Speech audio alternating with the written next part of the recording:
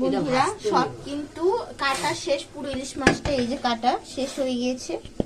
এই যে ইলিশ মাছগুলি এবার মাখাবে, কিভাবে মাখাবে সবটা প্রসেসিং দেখানো হবে। আর এই তো এখানে কিন্তু মাংস রাখা আছে, এখানে কিন্তু সবকটি মাংস রাখা আছে টুকরো। আর এই যে মাংস রান্নার প্রসেসিং চলতেছে, এখানে দেওয়া হয়েছে টমেটো, পেঁয়াজ, দেওয়া হয়েছে তেজপাতা, দারুচিনি, মাংসের মশলা আর কি সব এখানে দেওয়া হয়েছে। আর নাড়াচাড়া করতে থাকতে হবে অনবরত মশলাগুলি, কারণ সব মশলা কিন্তু কষা দিতে আসল স্বাদ। এবার দিয়ে দেওয়া হবে পুরোটা মাংস, এবার আবারও কষাতে হবে। দিক দিয়ে দেখুন ইলিশ মাছের মধ্যে পেঁয়াজ কুচি, কাঁচা লঙ্কা ফালি, হলুদ গুঁড়ো, মরিচের গুঁড়ো দিয়ে দিলাম। বন্ধুরা কিন্তু আপনাদেরকে এই রেসিপি দেখতেই হবে, কারণ এখানে টুইস্ট হচ্ছে। লবণ দিয়ে দিলাম স্বাদ মতো। আজকে এখানে দুটো রান্নার রেসিপি আপনাদের সাথে শেয়ার করছি বন্ধুরা।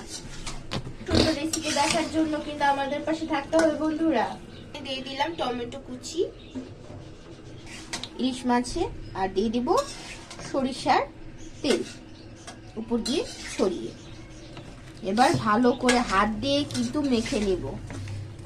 আমাদের মায়েদের হাতে কিন্তু বন্ধুরা জাদু আছে, তার জন্য বাঙালি যদি হাত দিয়ে মাখে তাহলে কিন্তু একটা অসাধারণ সব কয়টা আর কি রান্নাতে চলে আসে অসাধারণ স্বাদ।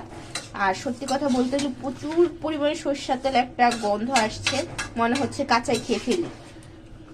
আপনারা যখন মাখবেন তখন এই গন্ধটা আপনারাও পাবেন। ঠিক সেম ভাবে যদি আমাদের দেখানো প্রসেসিং এ যদি আপনারা রান্না করে থাকেন তাহলে সেম কিন্তু গন্ধটা আপনারাও পাবেন। খুবই সুন্দর একটা গ্রান আসছে বন্ধুরা এই সরষের তেলে, মনে হচ্ছে আমার যে এখন আমি কাঁচা খেয়ে ফেলি বন্ধুরা। মার হাতটা দেখুন যে কত সুন্দর করে দেখিয়েছেন যে একটা মাখা মাখা অবস্থা হয়েছে। আমার তো ইচ্ছে করছে আমি এখনই খেয়ে ফেলি। সামান্য হাত ধোয়া একটু জল দিয়ে দিব। এই তো বন্ধুরা হয়ে গিয়েছে।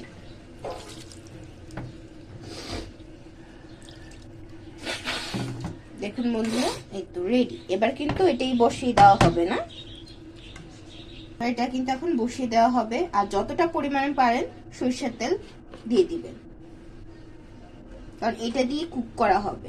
আর কিন্তু এক্সট্রা এখানে কিছু অ্যাড করা হবে না। একেবারে সিম্পল পদ্ধতি, ইজি পদ্ধতিতে আজকে ইলিশ মাছটা আপনাদের সাথে শেয়ার করলাম রান্না।